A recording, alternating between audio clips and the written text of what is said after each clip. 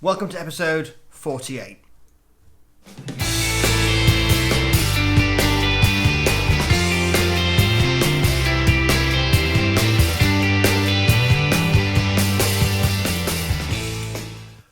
Welcome, champions. This episode, I think we finally cracked the charge circuit issue. I've done a fair bit of research and I finally, I think, found the solution. So let's go straight into it. Right, let's start where we left off, which was what we will now call version 1 of the wiring diagram. And here is the charge circuit with the reg-rec, etc. This is how we had it before, and all that good stuff. We'll come back to that in a second, but just to remind you why we're here for a second time is because here is our first reg-rec, which we actually had wired into the bike, and I had a slight accident with it.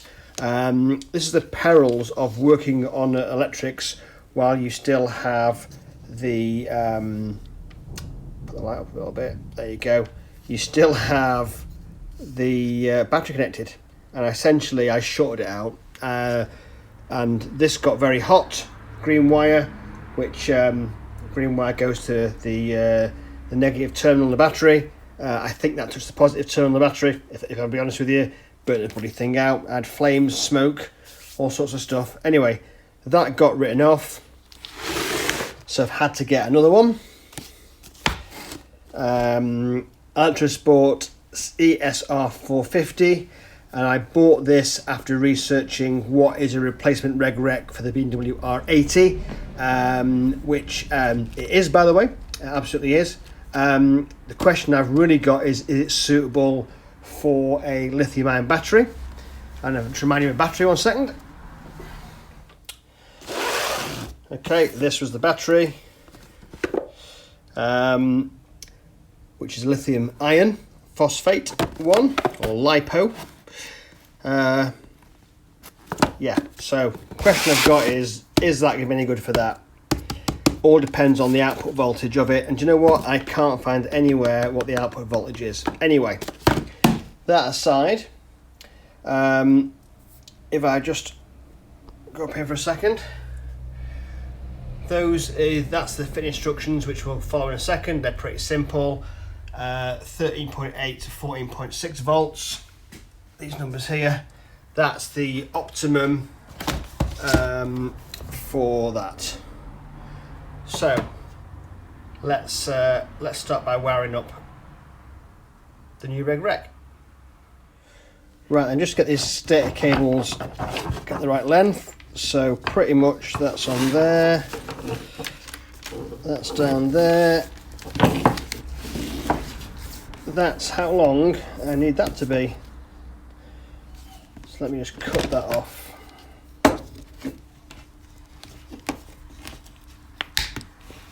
Brutal, huh?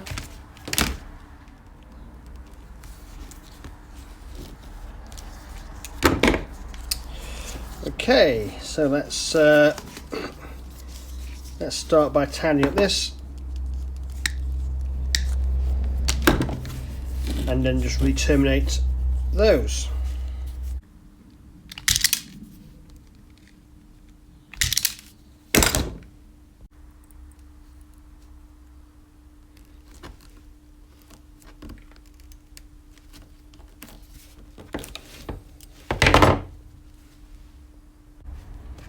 Okay, job done. Okay, so with those stator connections cut to size, I'm going to mount the reg-rec back on its mount that I'd made in a previous life up here. So I'll just pop that on now.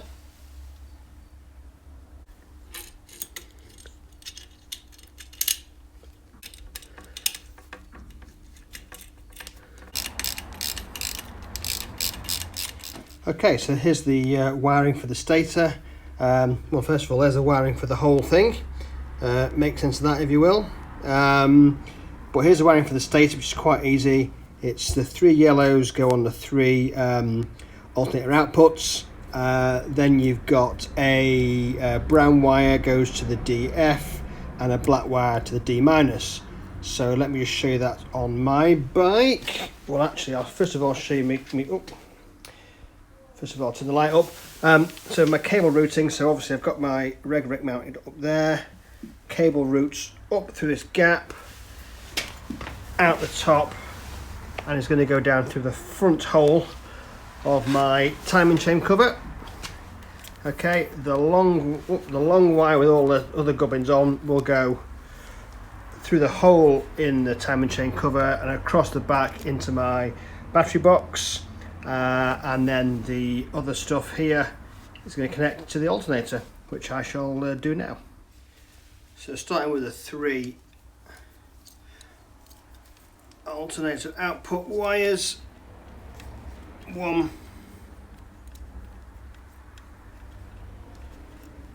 2,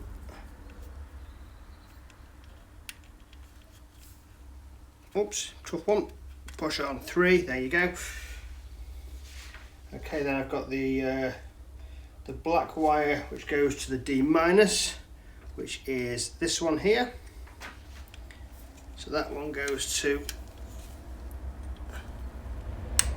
D-, and the brown one to the DF, which is that one.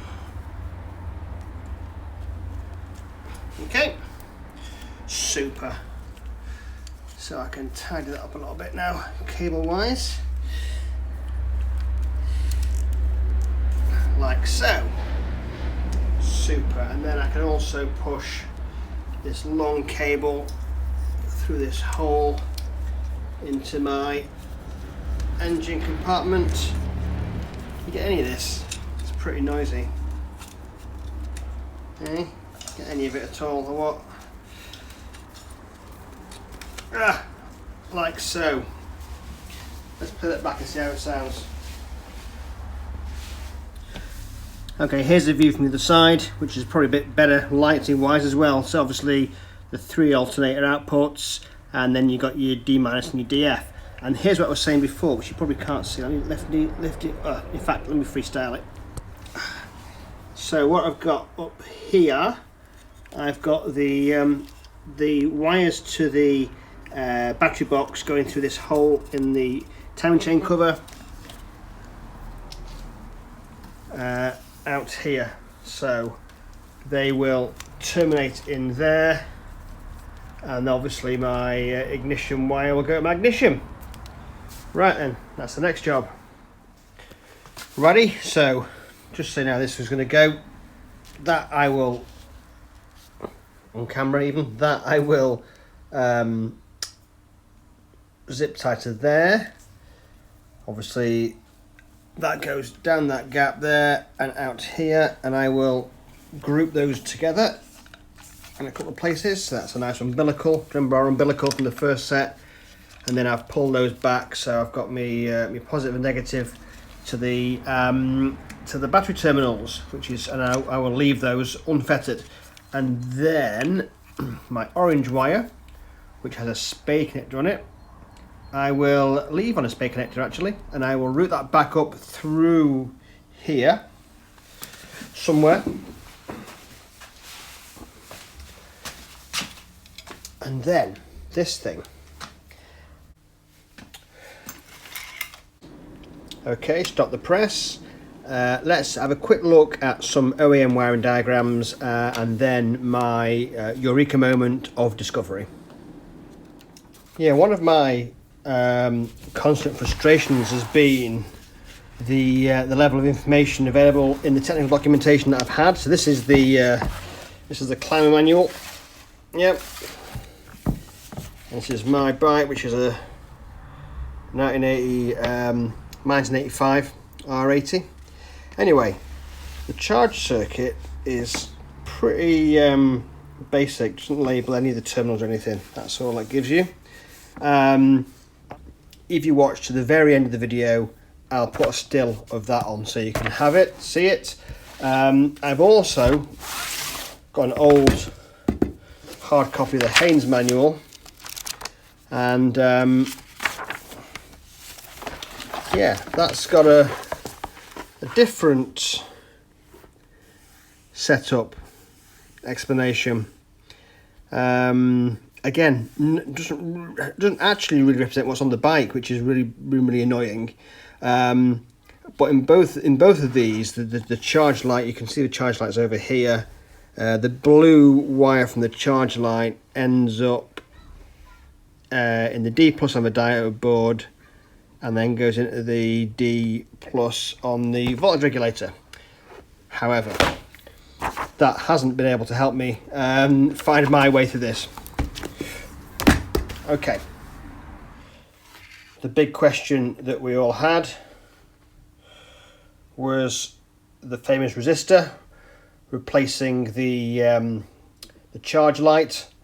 Well, I've got some news on that, and it came in the form of some research I was doing on the Revival Cycles website, actually, which is a great site. As you may remember, I got my switches off Revival. Quick look at my switches. See that? There they go. They're Revival switches. These things here. Oops, these things here. Yeah. So on the Revival site, I got this. Okay. And actually, there's two versions of this document. The other version, which I didn't want to print because it's a lot of black on it, gives this information.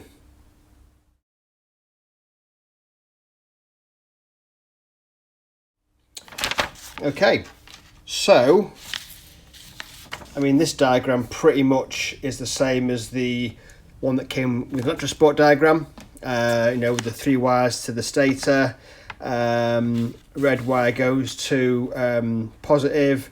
The green wire goes to negative.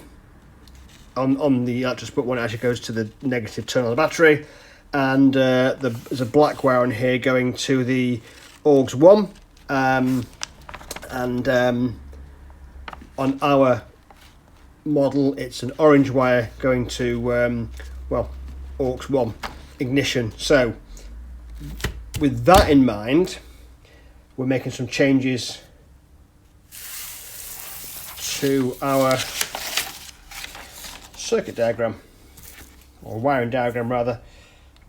Let me tilt that down a little bit. There we go. So we are going to dispense with the resistor, thank God, because it's caused me no end of grief. And this wire here is going to go actually to AUX 2, and I will wire AUX 2 to come on with the ignition in the same way we have AUX 1 wired up. So the configuration of the M unit, you rig up AUX 1 or AUX 2 to come on with the ignition or after the ignition or whatever.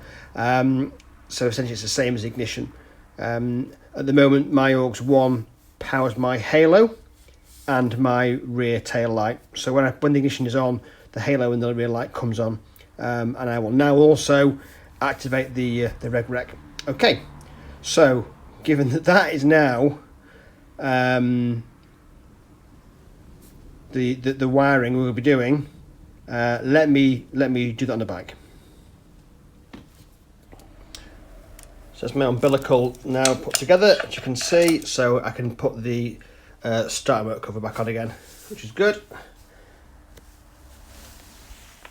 Okay, I'm gonna let you know, I've been through this a number of times, so this has been on and off a couple of times. So anyway, it's back on at the moment. So our umbilical comes through here. The positive goes to the positive terminal, although actually if you have a look, the positive will go to the fuse, which is here. So I need to change that. See that? That's the fuse. So I will move my positive to the fuse, and the orange wire, if you can make it out, is a loop there. It loops back, comes up here, yeah, out here, and goes, there you go, into AUX 2. And there are 2 AUX 2s, which is useful. So there you go. So nice and neat wiring on the stator. Well, by the way, for those who are wondering where the resistor would go, if indeed it was a resistor on here, it would go on this one, the brown wire, because the resistor, the gen lamp, is in line with the stator.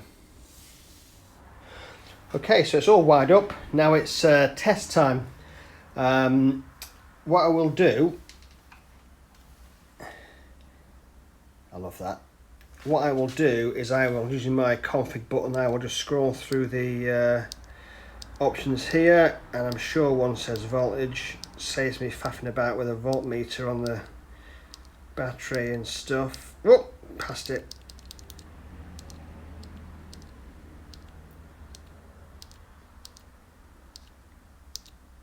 Yo, okay. So there you go. I've got a resting voltage of 13.1. Let me put the petrol 13. Let me put the tank back on, get the fuel supply, get it fired up, and we'll do a couple of test runs and see what we think. So the things we're looking for, first of all, one, that we get a charge, which needs to be higher than 13.0 clearly, but secondly that charge is within the charging range of 13.8 and 14.6. Currently it's at 13. Lovely, let's do that. Look at this. Beautiful.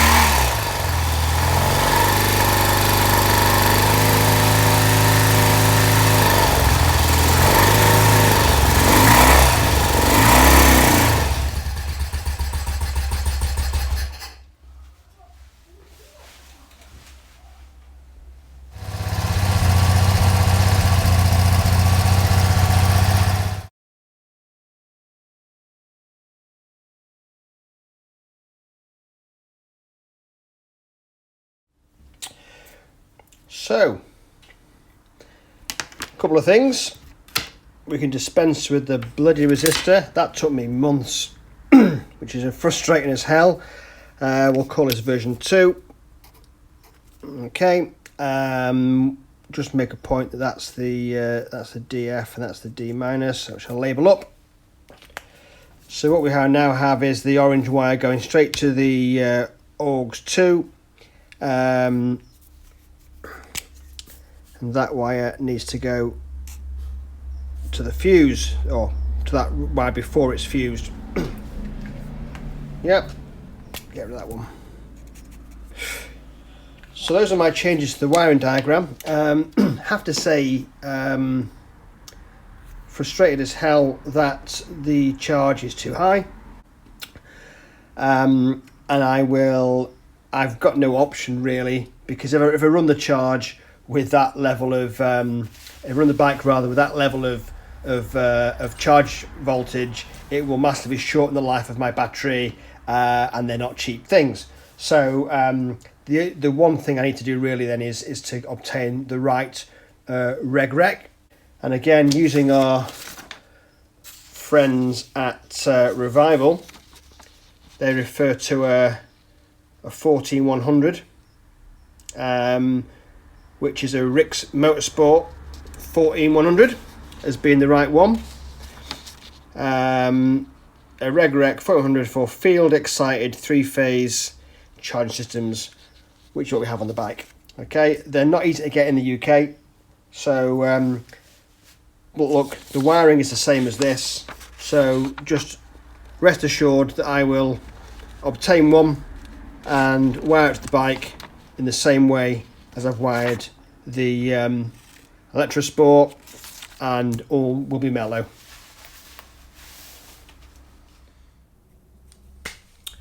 Well, there you go, rather a bittersweet result.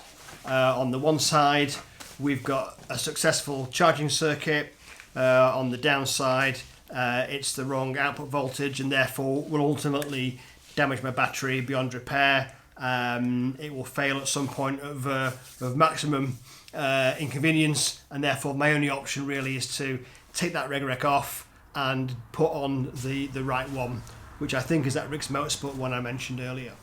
So anyway, there you have it. I think this draws a line under my Electrickery series of videos. So that's the electrics now done.